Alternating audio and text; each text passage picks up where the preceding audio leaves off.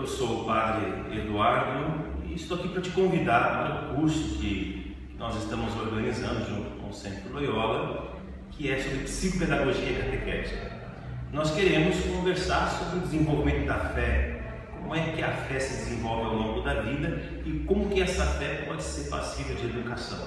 Então nós queremos fazer um passeio de fato, desde a gestação, do ventre materno, a primeira infância, segunda infância, adolescentes, jovens, adulto e pessoa idosa, e aí nós podemos conversar quais são os instrumentos, como catequista, como evangelizador, como agente de pastoral, como é que a gente pode pensar esse processo de educação da fé.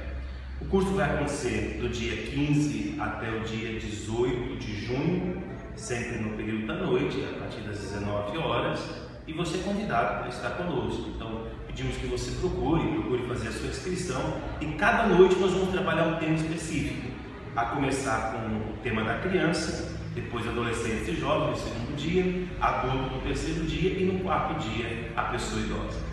Fico aguardando você, espero você para que juntos possamos refletir uma catequese que de fato seja evangelizadora.